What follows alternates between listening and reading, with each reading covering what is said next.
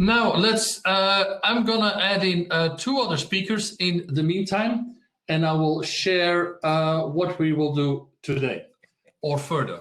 So we now want to have a view on where is then this market going to. Now we have seen some of the key challenges in powertrain mix, and I think everyone will try and get this forecasted as well. And therefore, we've got another market expert a bit later, Marco Diniz, who basically accounts cars. But we will first have Ed Spitzer, because Ed Spitzer, it's not really about powertrain mix, but of course the short-term rental segment has had a challenging time as well the last year. And we would love to hear on how they see their future or what has happened. And I'm going to try and get, I don't see him myself on screen. Ed, are you already in? Otherwise, just share audio video and I will get you in again. Just wait for a few seconds here. He's coming in, I can see him. Ed, are you there? I'm here. Can you hear me? I can hear you loud and clear. Okay. I've got a little bit of a problem with my camera. I'll just pop out and come right back in. 1 second, sorry. Okay, no problem.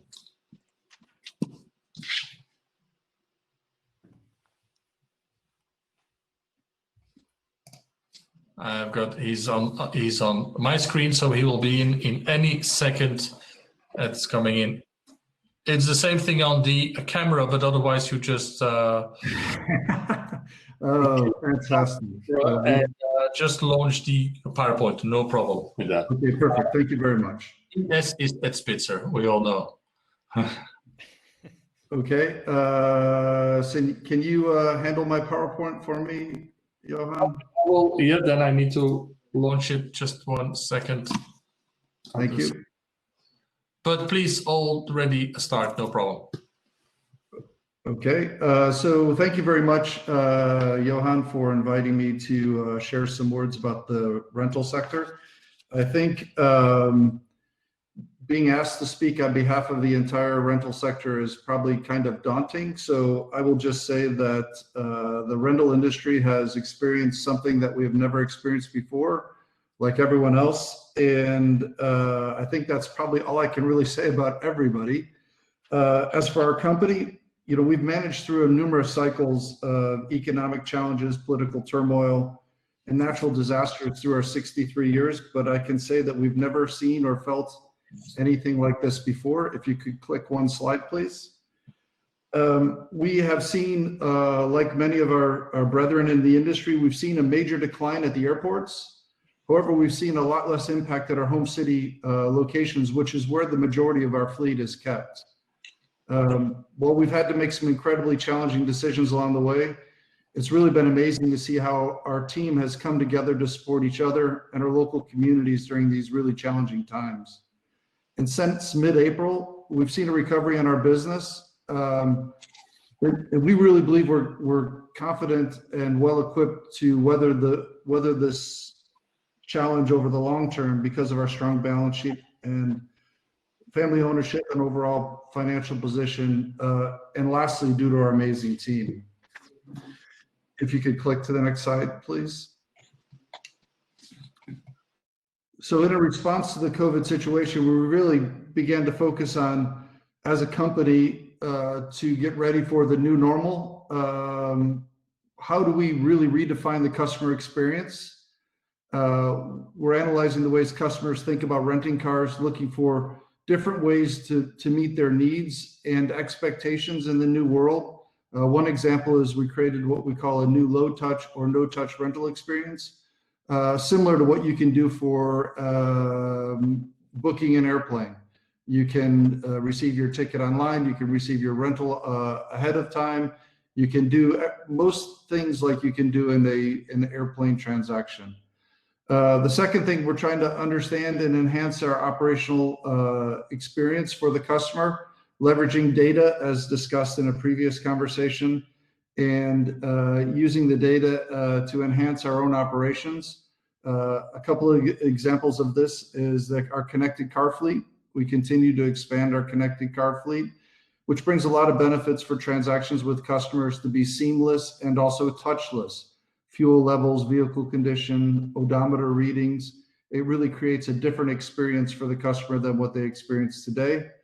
And the other thing, from a real point of safety, and people have mentioned about staying safe, we wish for everyone to stay safe and make the rental experience as safe as possible. And through this, we've come up with a complete clean car pledge, which is a signal to customers about how they can rent a vehicle from us, knowing that this vehicle has been handled in the right manner so their experience is safe for them on their journey. And the third real focus has been really on expanding our mobility choices, so giving customers more options. I think we've heard about it in the general session about MaaS, or mobility as a service. So creating different programs available to people to find daily, weekly, hourly, whatever they need to do to create their transport situation or to solve their transport needs. We want to be able to be there. So we're exploring all these different services. We could click to the next slide. So I think this is what most people want to hear, which is what's next. If I knew the answer to this question, I think I could have a different job. We really are in challenging times to determine demand and need and fleet and rotation and all the different things that affect us from an overall strategy until we understand where are we going after the lockdowns, what are the government, what is in store for us, and how will people respond. So really, travel restrictions and consumer behaviors are really going to dictate a lot of what happens in the future for the rental industry. We're working closely with our business partners to understand how their needs are changing and their travel behavior is changing. But the automobile looks to be a solution for the future for people, and we want to be there through the different initiatives we had talked about. Dirk, Yuri, and Roland highlighted the green initiatives and impact on residuals or purchases. And the governments are really going to push us in directions down this path to make the world a safer place from an environmental perspective, but creates new initiatives and challenges for the rental industry to be able to respond with transport needs or meeting transport needs. And lastly, I think before any of this really comes to a head is, what do vaccines mean for us? When do they roll out? And when do people really feel comfortable going back out and traveling and renting a car? And what does tomorrow really mean for businesses and forums like this?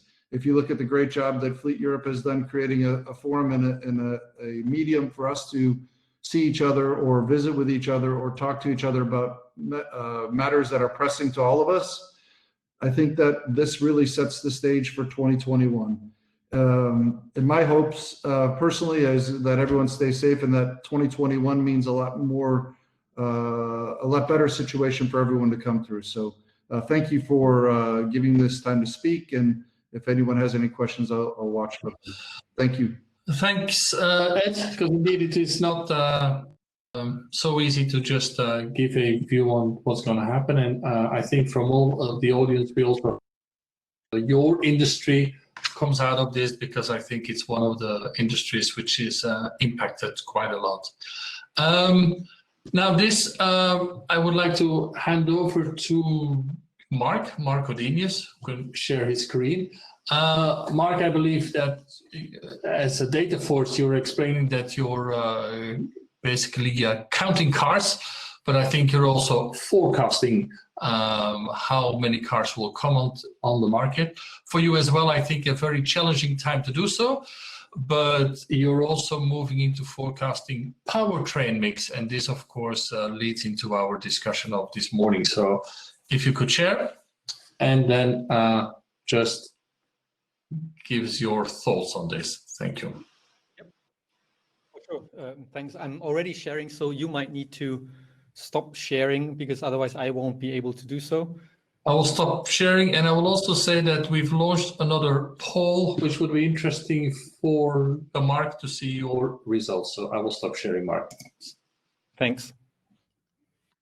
So let's see if it's working. No, it's not working yet. Now it's working. Okay, great. So Yeah, well, excellent session so far. Market direction is a big thing, and I think Ed already commented on that. It's not easy to foresee what's going to happen, and I think what I heard before in that session was super interesting, and I will try to pick up on that a little bit to see what we make of it when we look at our figures. And we already saw quite a lot of figures today, and maybe some are in line, maybe some contradict. But let me just get on, and I also will just deep dive just a little bit on the rent-a-car market too, because we just had this in this session so far. So you know me, I'm Mark, frequently doing presentations on figures, and I hope I can catch you with one or two interesting facts which you might not have known before this session. So, of course, we all are, I would say, taken by surprise with COVID. It's a black swan event, as you would call it, and nobody could foresee it happening at that time and what it would mean for us personally, but also economically. So therefore, to understand where the market is going to head, we already had some presentations on this, it's not so easy, even though I think we have some understanding and agreement on what's going to happen in the next few years to come. So COVID really changed things considerably. And now let's look at the impact on the market. If you see this is new car regs, not used cars, but new car regs. So the demand of new cars, which will then turn into a remarketed vehicle at the end of their first cycle. And if you look at Europe, you can see exactly what we already saw this morning a few times, this not quite V-shaped, but close to V-shaped recovery, which was a surprise to us because we really bounced back quicker than we thought. And if you look at the different countries, even though some after June went back to 80, 90%, some even went over 100% over the expected levels, which we thought will happen this year. And that was quite quickly, even though the total impact is quite severe still.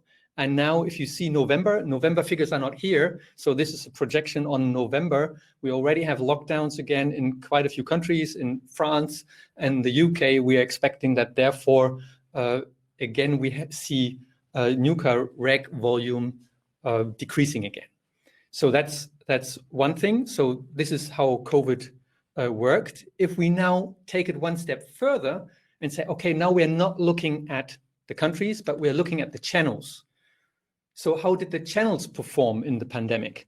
So you see it's first thing, that's pretty similar, but look at the details, because what we just heard from Ed also, look at the red and the green, because those are the lowest lines here. And that means red is RAC, so rent-a-car, and the green line is demos or dealer and manufacturer vehicles pushed into the market. Okay, guys, so I would say, I don't know when we left off, but I just quickly whizzed through the different countries to show you how different they are and how similar they are. So, and bearing in mind that you should look at green and red to see that there are similar trends, because in Germany, in Spain, in Italy, in the UK, in France, we always have the lowest levels of demos and rent-a-car. So there are trends, and fleet and private are holding up better. So now let's go to the European level. This morning, actually, I stole some figures from Andy because he commented on the used car demand, and I actually just jotted them down to include them in this chart.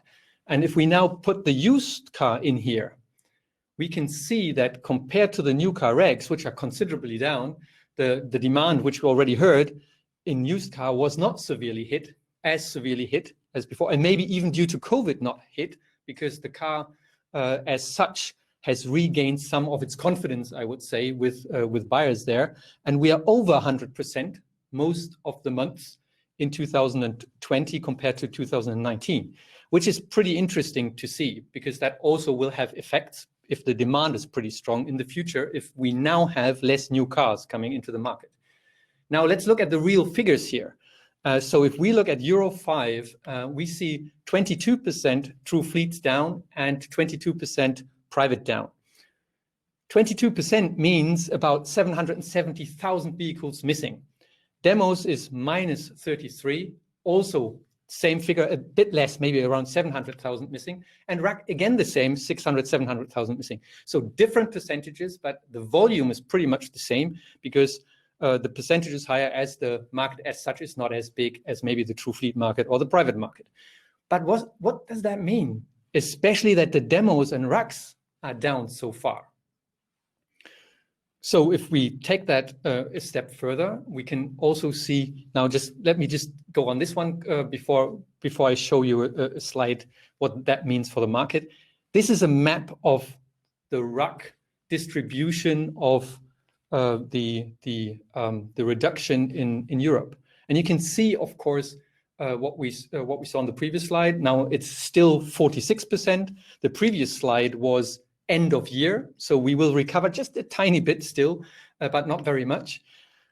But you see Southern Europe more prone to lower percentages than Central Europe or Northern Europe.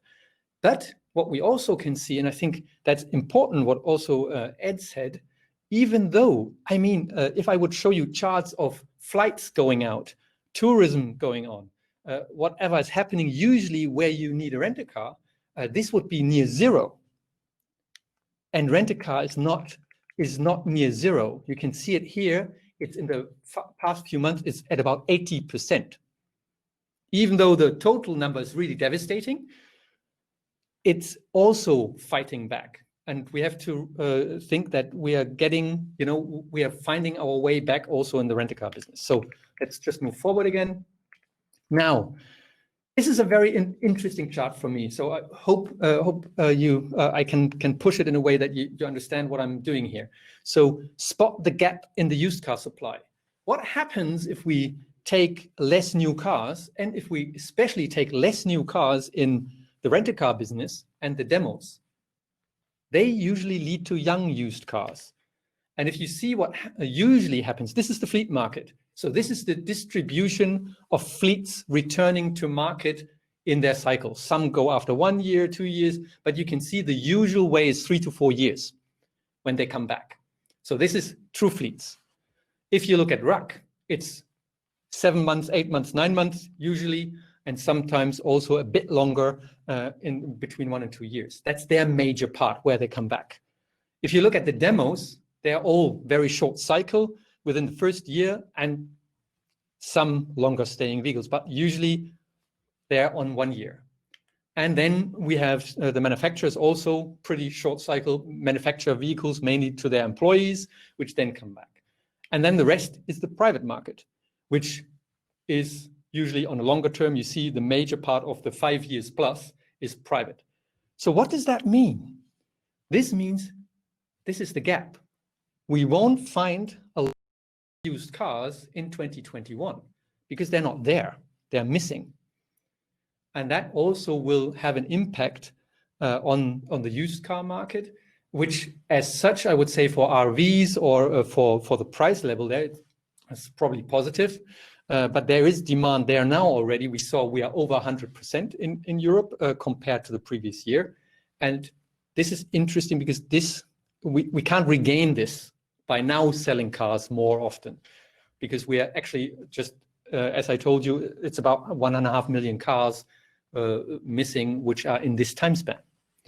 Okay, that's another point I wanted to make.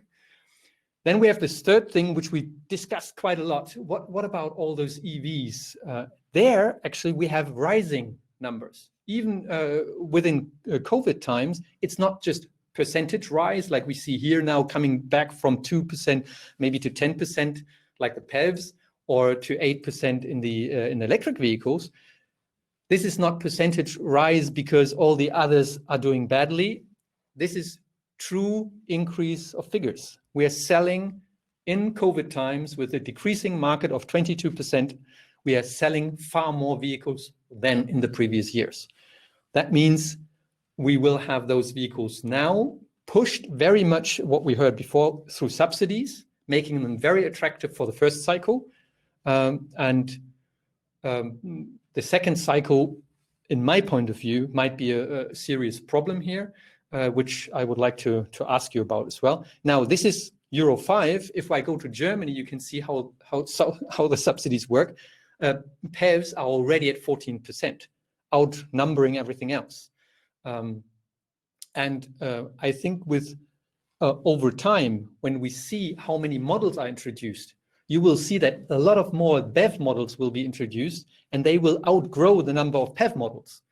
And that would mean we are running into a phase which is not there tomorrow, but if you just take a few years ahead now, that we might run, or not might, that we probably will run in an oversupply of the PHEVs, because we will then have quite a lot of BEVs in the market, which then be the preferred choice. And the question now with the subsidies and the very high prices which we have, it will be very difficult to actually retain that on the used car market over time. So this is something I think, I don't know if we managed to put a poll on this, Johan, to ask the people if they would agree that to remarket PHEVs in future might become a problem, especially if we transit into BEVs. Because I saw in a few slides from previous speakers that hybrids are the new standard. I would be more daring. I would be saying not hybrids are the new standard, maybe now, but I say just go a bit further. I think BEVs will be the new standard, at least for Central Europe. And that would mean the PHEVs now work perfect as a transition, but they will have a problem in the end, maybe in terms of residuals and being, or not residuals, but being actually sold, being demanded by customers. Okay, so that's nearly it. So findings, what did I show you? Less regs coming back, far less regs coming back, at least from 2020. And now we're going back into a lockdown. Nobody knows exactly what's going to happen.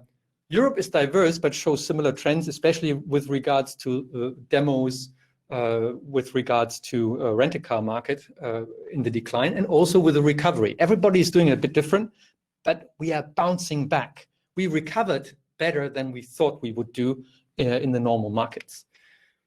Used car market is very strong. We saw that in previous presentations, that the demand, I would say, not just despite COVID, but maybe even in spite COVID, because people are more prone to cars again, because COVID has shown us that cars can be quite interesting as a safe haven. RAC is really severely affected, but remember, even 45% less. In the past few months, it was back to 80%, about 80%. Even though, you know, we are still not traveling like mad. And we probably won't be traveling like mad in terms of business travel anymore, but I think holidays will come back sooner or later. And young used cars will be missing. We saw that as well. And that will have an impact as well, because those cars will be sought after in the used car market.